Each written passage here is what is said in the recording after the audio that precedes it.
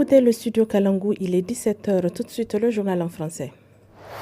À la une, des coupeurs de route entre Gourgaram et Assamaka ont déposé et remis les armes aux autorités d'Arlit lors d'une cérémonie. Des précisions sont à suivre avec le préfet du département dans un instant. Instauration d'un couvre-feu dans le département de Ngingimi suite à la montée de l'insécurité. Le couvre-feu est instauré de 22h à 5h du matin. Dans la partie magazine de ce soir, découvrez l'historique de la ville de Matamai et de la ville de Zender.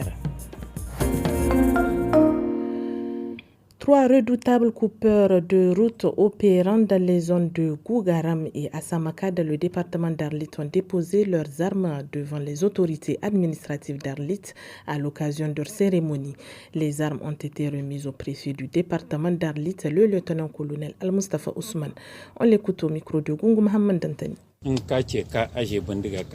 Si vous déposez les armes, faites-le une bonne fois pour toutes et ne revenez pas sur vos décisions, au risque de vous créer des graves ennuis. C'est une faveur qui vous a été accordée, pour que les gens s'entraident. Et c'est pourquoi vous êtes tous ici, avec la ferme volonté de tout arrêter sans penser à un retour en arrière. Et cela, quelle que soit l'épreuve que vous traversez. Ceux qui prennent des armes pour commettre des actes de banditisme ne font aucun bien à la population.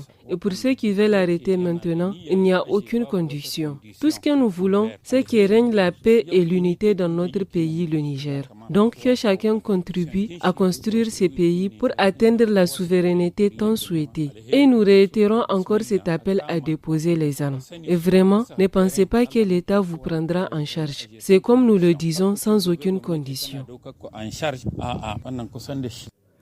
Un arrêté préfectoral en date du 22 janvier instaure un couvre-feu de 22h à 5h du matin sur toute l'étendue du département de Ngingimi de la région de Difa. L'arrêté prend effet dès sa signature. À l'article 2 de l'arrêté, les piétons sont autorisés à circuler jusqu'à 22h30 tandis que les véhicules des particuliers sont autorisés à circuler dans la ville jusqu'à 22h. Quant à la circulation des véhicules Kurkura et tricycles de la dite ville, elle reste et demeure interdite après 19h. Le ministre du Commerce et de l'Industrie, Seydou Asman, a rencontré hier les opérateurs économiques, notamment les importateurs, pour une meilleure gestion des prix des produits de première nécessité pendant le mois de Ramadan à venir.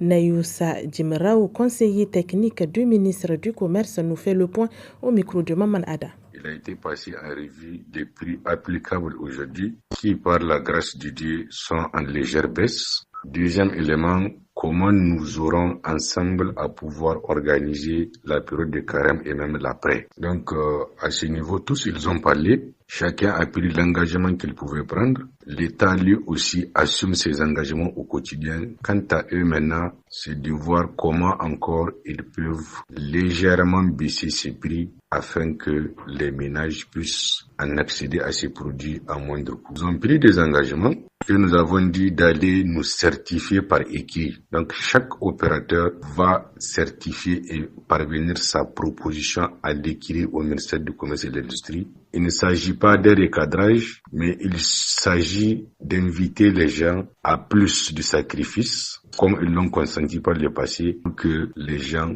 puissent soulager les souffrances des uns et des autres. Le Haut Commissariat à l'organisation du Hajj et de la Oumra du Niger, dans un communiqué lu hier à la télévision nationale, rappelle les agences en charge des inscriptions des futurs pèlerins 2025 d'accélérer les procédures d'inscription de leurs clients avant la date butoir. Cela permettra au Niger de se conformer aux exigences des autorités saoudiennes en charge de l'organisation de ce grand rite religieux. La mise en circulation des passeports de la Confédération de l'Alliance des États du Sahel sera effective à partir du 29 janvier 2025 dans tous les pays membres de l'AES, a annoncé le président en exercice de la dite confédération, le général d'armée Assimi Goïta, dans un communiqué publié hier, jeudi 23 janvier 2025. Selon cette même source, les citoyens de la Confédération AES, détenteurs des anciens passeports arborant le logo de la CEDEAO en cours de validité peuvent les faire remplacer par les nouveaux passeports de l'AES conformément aux règles en la matière. La mise en circulation du passeport de l'AES interviendra le lendemain de la date anniversaire de la déclaration de la sortie de la CEDEAO des 3 pays le 28 janvier 2024. La restitution des résultats de la campagne de vaccination préventive contre la fièvre jaune du 10 au 16 janvier 2025 dans la région d'Agadez fait état de 505 000 personnes vaccinées sur une cible de 492 000, d'où une couverture de 103% malgré quelques difficultés rencontrées, selon le coordonnateur régional des immunisations de la direction régionale de la santé.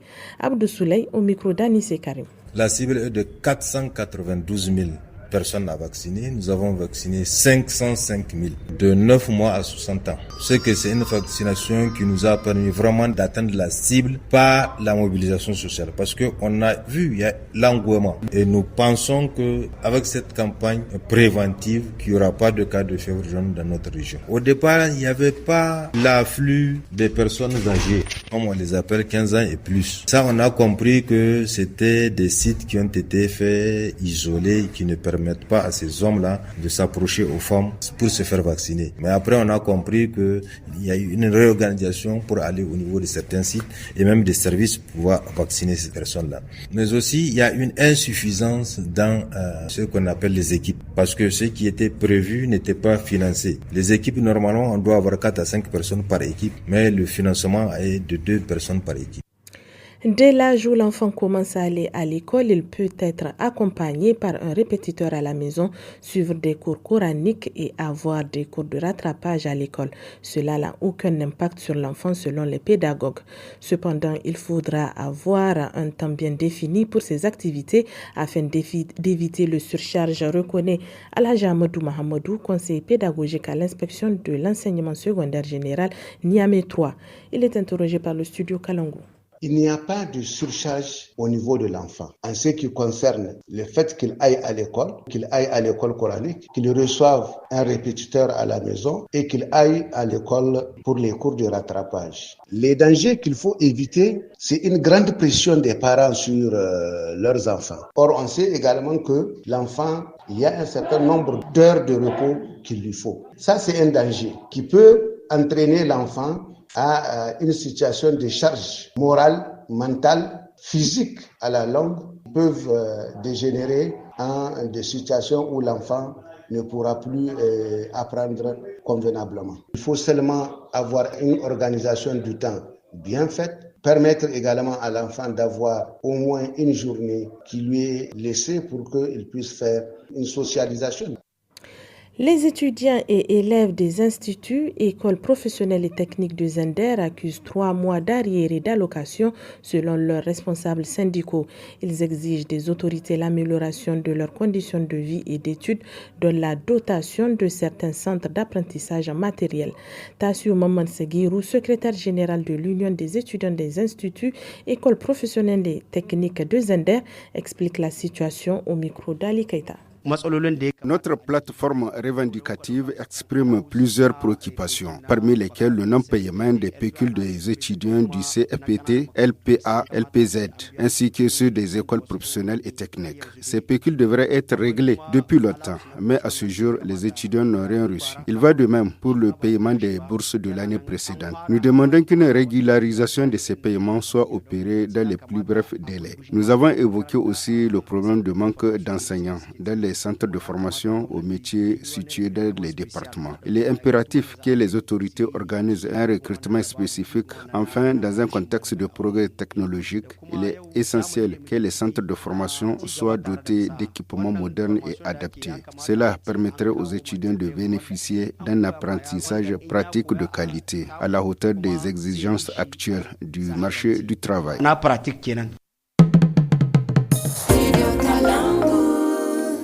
La 14e édition de la journée des riziculteurs du Niger, lancée par le ministre de l'Agriculture à Niamey, se poursuit au palais du 29 juillet où des producteurs venus de la mini-rizière de Lata, Dona de Kirkusoy, Ndunga, Seberi, Liboré et Gaïa sont visibles au niveau des stands. Les citoyens portent un grand intérêt pour cette céréale très prisée qu'est le riz. Écoutons les impressions de certaines citoyennes de Niamey venues s'approvisionner au micro de Ali Niali. C'est un sac de 25 kg de la société riz du Niger. À vue d'œil, c'est de la bonne qualité. J'ai acheté ce sac à 13 500 francs. C'est vraiment abordable. Nous attendons de le cuisiner pour l'apprécier. Mais apparemment, c'est du bon riz. Il existe 3 variétés de riz. Gambiaka, Mero, l'autre, je n'ai pas retenu son nom.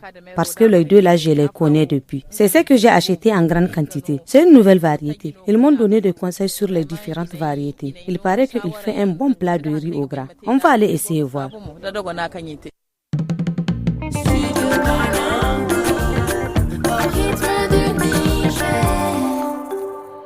Notre magazine du jour nous amène à la découverte de la ville de Matamei de la région de Zender à travers son histoire. Cette ville qui a plus de 100 ans a été créée par un certain Dan Hajara venu de Droum dans l'actuel canton de Myria. L'historique de la ville de Matamei avec Maman Barou, dit Lalo, chef du quartier Kangiwa Matamei, au micro de notre envoyé spécial Moutari Mahamadou. Selon l'histoire de cette ville, qui est le fondateur de la ville de Matamei? Nous avons des récits qui parlent d'une personne qui est venue de la Grande Vallée pour créer Matamei. Il s'appelait Anhajara. Il était accompagné de son fils dénommé Gurguzu et une certaine Teyeri. Ils étaient en partance pour Katsina, mais ils se sont installés à Matamei après avoir quitté Dorum, qui est dans le canton de Myria. De leur déplacement, ils ont passé la nuit près d'un puits qui par fini se sont installés. Que signifie Matamei? Pour ce qui est du terme Matamei, veut dire les femmes qui ont dominé les hommes par leurs actions. Tahir, qui était venu avec notre arrière-grand-père, c'était une femme aisée et très riche. Elle avait la volonté et la notoriété pour prendre soin des étrangers. À l'époque, les guerres faisaient rage. Donc, en ce temps-là, elle était devenue la seule femme qui décidait, qui contrôlait tout. C'était une guerrière.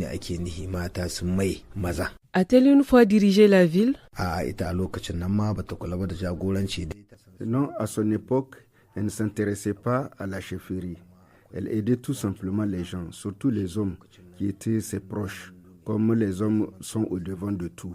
Elle n'était pas chef de la communauté, mais il y avait notre grand-père maternel.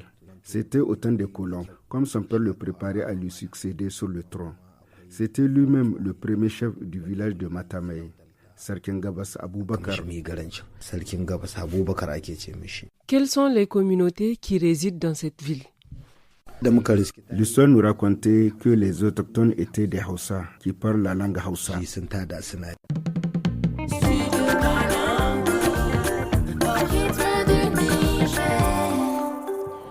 Nous sommes au terme de ce journal. Merci de l'avoir suivi. Chers auditeurs et auditrices du Studio Kalangu, à compter du 1er janvier 2025, le réseau des radios partenaires passe de 52 à 30 radios dans tout le pays. Nous espérons que cette situation, qui est indépendante de notre volonté et de celle des radios partenaires, ne sera que temporaire. Réécoutez les journaux et les magazines sur le 325 avec la puce RTL gratuitement jusqu'au 5e appel, puis 15 francs par appel. Le reste des productions sur l'application Studio Kalangu disponible sur Play Store.